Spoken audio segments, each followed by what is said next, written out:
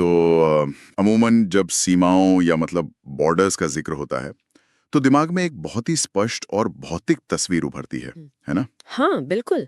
जैसे कि कोई कंटीली बाढ़ हो या बर्फ से ढके ऊंचे पहाड़। या कोई नदी, मतलब एक ऐसी लकीर जो साफ दिखाई देती है। एक तरफ अपना इलाका और लकीर पार करते ही कोई दूसरा देश या राज्य। सही कहा।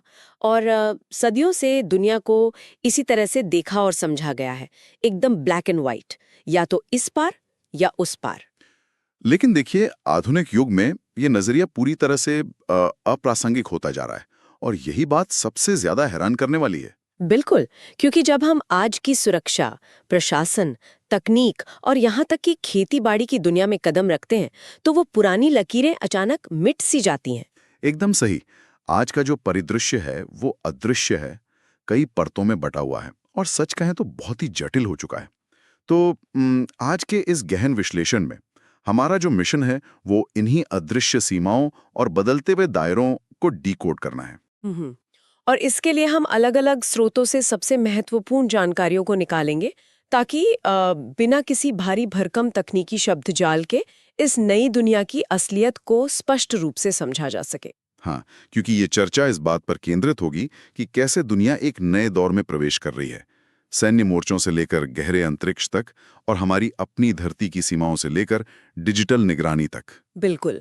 और इस पूरी यात्रा में एक बहुत ही स्पष्ट सूत्र है, और वो है दायरे का विस्तार और पुनर्परिभाषा। हम्म मतलब सतह पर देखने पर रक्षा रणनीतियां, अंतरिक्ष मिशन, नए कानून और कृषि संकट, ये सब अलग-अलग विषय लग सकते हैं। हाँ, लेकिन अगर गहराई से देखें तो ये सब एक ही कहानी के अलग-अलग अध्याय हैं।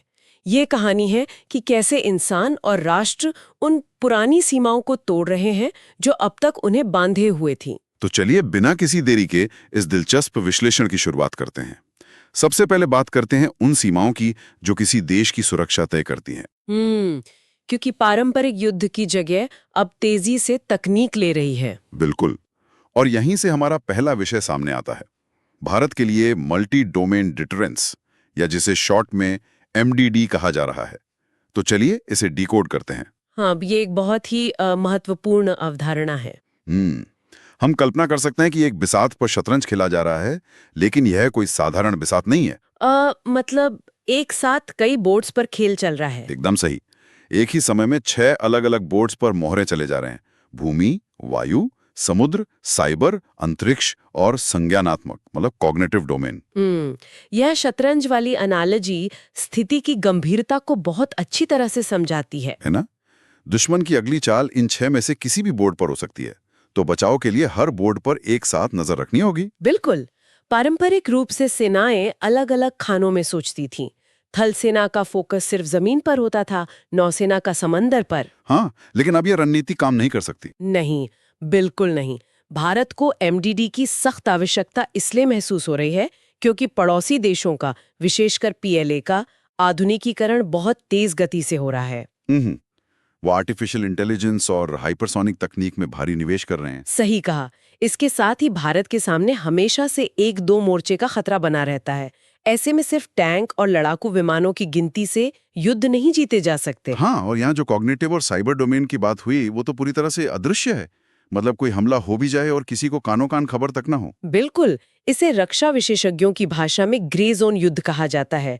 इसमें सीधे तौर पर कोई गोली नहीं चलती, दुश्मन देश के अहम बुनियादी ढांचे को निशाना बनाया जा सकता है। जैसे पावर ग्रिड को हैक कर लेना। हाँ, पावर ग्रिड हैक करके पूरे शहर की बिजली गुल कर देना, या बैंकिंग सिस्टम को पंगु बना देना, और दुष्प्रचार के जरिए समाज में भ्रम फैलाना भी इसी का हिस्सा है। और समुद्र भी एक बहुत महत्वपूर्ण मोर्चा है ना? क्योंकि भारत का 90% से अधिक व्यापार हिंद महासागर क्षेत्र से होकर गुजरता है। एकदम सही। इन सभी मोर्चों पर एक साथ सुरक्षा सुनिश्चित करने के लिए डेटरेंस बाय डिनायल की रणनीति अपनाई जा रही है। तो डेटरेंस बाय डिनायल का मतलब है कि दुश्मन को पहले ये समझा देना कि उसका कोई भी हमला सफल नहीं होगा, ताकि वो हमले की सोचे ही नहीं। यथार्थ में यही इसका मुख्य उद्देश्य है। इसके लिए एक नया फ्रेमवर्क तैयार किया गया है जिसे अराडो, यानी all realm all domain operations कहते हैं। अच्छा, अराडो। हाँ, यह पूरी तरह से बुद्धिमान युद्ध और गैर परमाणु निरोध पर केंद्रित है। इसका लक्ष्य दुश्मन के हर संभावित कदम को उसी के डोमेन में नाकाम करना है। लेकिन इन स्रोतों का गहराई से अध्ययन करने पर एक बहुत बड़ा सवाल खड़ा होता है। वो क्या? दस्तावेजों में स्पष्ट उल्लेख है कि एमडीडी को लागू करने के लिए किसी भी देश के पास 3 रास्ते होते हैं। पहला एक साहसी कदम, जहां पुरानी व्यवस्था हटाकर सीधे नई एआई तकनीक अपना ली जाए। दूसरा है रूढ़िवादी तरीका, जहां सब कुछ पुराने ढर्रे पर चलता रहे। और तीसरा है मध्यम मार्ग, और भारत इस मध्यम मार्ग को सबसे व्यावहारिक मानकर अपना रहा है। हाँ, बिल्कुल। तो मेरा सवाल यह है कि क्या ये मध्यम मार्ग चुनना वाकई में कोई रणनीतिक बुद्धिमत्ता है, या फिर ये सिर्फ रक्षा औद्योगिक आधार की कमजोरियों और दोषपूर्ण खरीद प्रणाली का नतीजा है? ये एक बहुत ही तीखा और जरूरी सवाल है।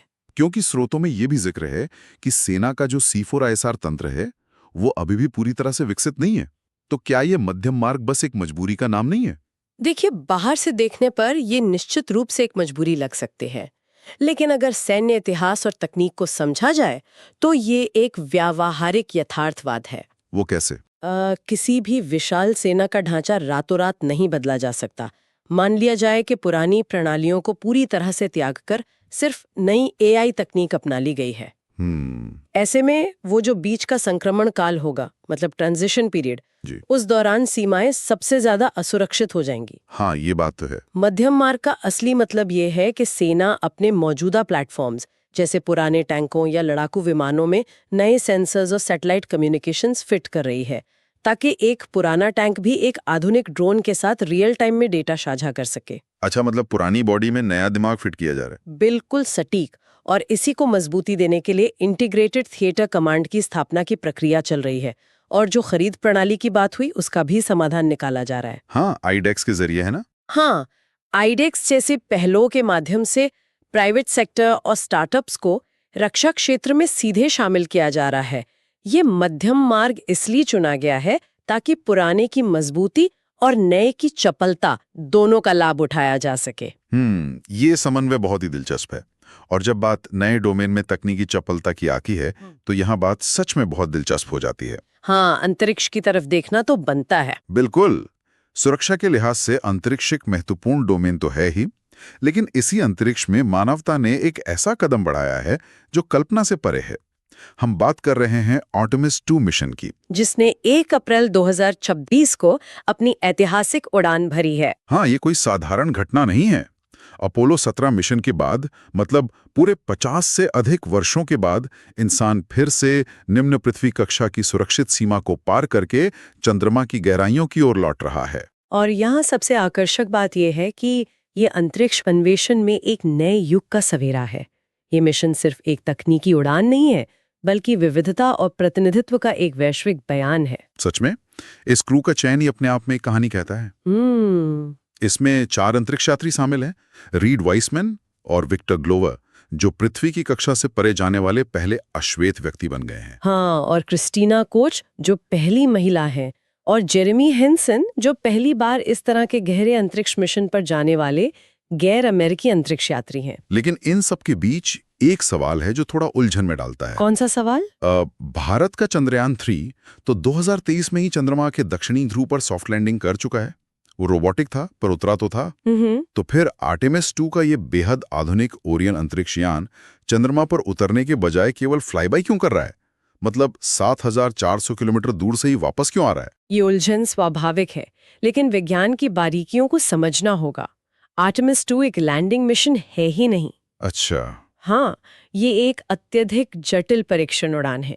इसमें स्पेस लॉन्च सिस्टम यानी SLS रॉकेट का इस्तेमाल हो रहा है, जो 8.8 मिलियन पाउंड का थ्रस्ट पैदा करता है। बाप रे, वो तो बहुत शक्तिशाली है। बिल्कुल। जब इंसानों को गहरे अंतरिक्ष में भेजा जाता है तो किसी भी गलती की गुंजाइश शून्य होती है। ओरियन की लाइफ सपोर्ट सिस्टम और हीट शील्ड को उस खतरनाक रेडिएशन में परखना जरूरी है। लैंडर इस मिशन का हिस्सा नहीं है। मतलब ये भविष्य के बड़े मिशनों के लिए एक वास्तविक ड्रेस रिहर्सल है? एकदम सही। और स्रोतों में एक बहुत ही खास लेजर तकनीक का भी जिक्र है, O2O लेजर कम्युनिकेशन। ये कैसे काम करता है? क्योंकि अंतरिक्ष में तो रेडियो तरंगों का इस्तेमाल होता है ना? यही तो इस मिशन की सबसे बड़ी तकनीकी छलांग है। O2O लेजर कम्युनिकेशन रेडियो तरंगों के बजाय प्रकाश के कणों यानी फोटॉन्स का उपयोग करता है। फोटॉन्स का। हाँ, ये तकनीक डेटा को एक अदृश्य लेजर बीम में एनकोड करती है और ये प्रणाली 260 मेगाबिट प्रति सेकंड की गति से डेटा ट्रांसमिट कर सकती है। अरे वाह, इसका मतलब है चंद्रमा की कक्षा से 4K रेजोल्यूशन का लाइव वीडियो देखा जा सकेगा बिना किसी रुकावट के। ये तो अद्भुत है। और क्या उस प्रयोग के बारे में भी कुछ बता सकती हैं? जैसे अवतार ऑर्गन ऑन चिप कहा जा रहा है, नाम से तो ये किसी साइंस फिक्शन फिल्म का हिस्सा लगता है। हाँ, लगता तो है, पर यह जीव विज्ञान का चमत्कार है। माइक्रोग्रेविटी और कॉस्मिक रेडिएशन का शरीर पर बहुत बुरा असर पड़ता है। सीधे इंसानों पर प्रयोग करना जोखिम भरा है। तो उन्होंने क्या किया? वैज्ञानिकों ने मानव अंगों के जीवित ऊतकों को छोटी छोटी माइक्रोचिप्स पर विकसित किया है।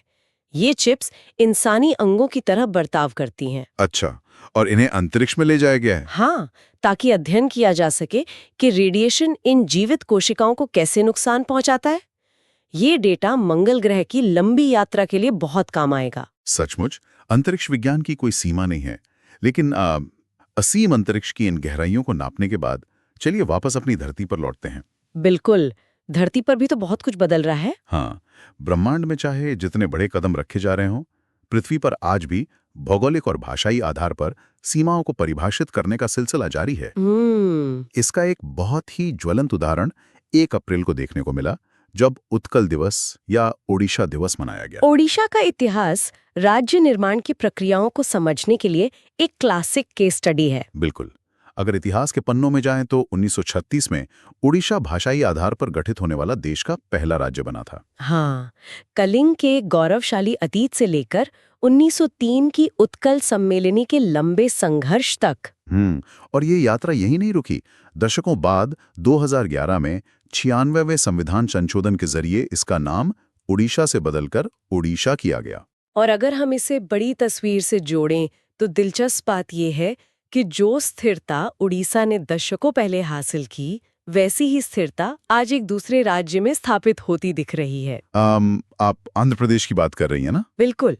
आंध्र प्रदेश पुनर्गठन संशोधन विधेयक 2026 के जरिए अमरावती को राज्य की स्थायी राजधानी घोषित कर दिया गया है। हाँ, ये वही लंबा विवाद है जहां पहले राज्य के लिए 3 अलग-अलग राजधानियों का प्रस्ताव रखा गया था, विशाखापट्टनम, कुर्नूल और अमरावती। एकदम सही। वो 3 राजधानी योजना अब समाप्त कर दी गई है और इस संशोधन की खास बात यह है कि इसे 2 जून 2024 से पूर्वव्यापी प्रभाव मतलब रेट्रोएक्टिव तरीके से लागू किया गया है। लेकिन यहाँ सबसे महत्वपूर्ण बात यह है कि पहली बार संसद ने किसी विशेष शहर को स्थायी राजधानी घोषित करने का कानून बनाया है। आमतौर पर यह राज्य विधानसभा का विशेषाधिकार होता है। हाँ, 2014 से वहां जो अनिश्चितता बनी हुई थी वो अब खत्म हो गई।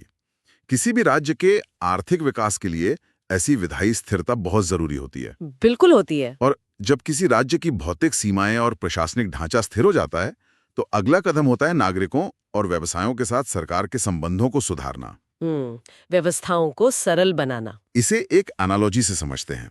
मान लिया जाए कि एक स्कूल है जहां छोटी सी गलती पर सीधा निकाल दिया जाता है, यानी सस्पेंड कर दिया जाता है, तो वहां डर का माहौल होगा। हाँ, कोई कुछ नया करने की कोशिश ही नहीं करेगा। लेकिन अगर वही स्कूल पहले चेतावनी दे और सुधारने का मौका दे तो माहौल पूरी तरह से बदल जाएगा। एकदम सही एनालॉजी है। राष्ट्रीय स्तर पर ठीक ऐसा ही बड़ा बदलाव जन विश्वास संशोधन विधेयक 2026 के जरिए लाया गया है। ये दंडात्मक से विश्वास आधारित शासन की ओर एक बड़ा कदम है ना? बहुत बड़ा कदम है। आंकड़ों पर नजर डालें तो 80 अधिनियमों और 23 मंत्रालयों के 784 प्रावधानों में संशोधन किया गया है। और इनमें से 717 प्रावधानों को पूरी तरह से अपराध मुक्त यानी डीक्रिमिनलाइज कर दिया गया है। अरे वाह, 717 प्रावधान। हाँ, अब आपराधिक दंड की जगह नागरिक दंड या जुर्माने की व्यवस्था की गई है। वार्निंग फर्स्ट यानी पहले चेतावनी देने का दृष्टिकोण अपनाया गया है। मतलब अनजाने में हुई गलती के लिए सीधे अदालत के चक्कर नहीं काटने पड़ेंगे। बिल्कुल नहीं। और जब व्यवस्थाओं को पारदर्शी बनाने की बात हो रही है तो 1 अप्रैल 2026 से लागू हुए नए आयकर अधिनियम 2025 की चर्चा भी जरूरी है।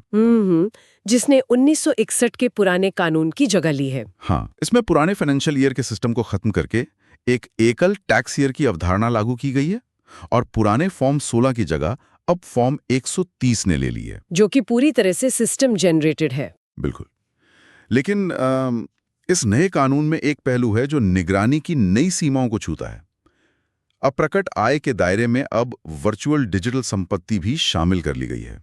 और ये एक महत्वपूर्ण सवाल खड़ा करता है। हाँ, मतलब कोई भी व्यक्ति अपनी वर्चुअल संपत्ति या क्रिप्टो को आसानी से छिपा सकता है। तो सरकार इन अदृश्य संपत्तियों को ट्रैक कैसे कर रही है? यहीं पर आधुनिक तकनीक और एआई एल्गोरिदम की भूमिका आती है।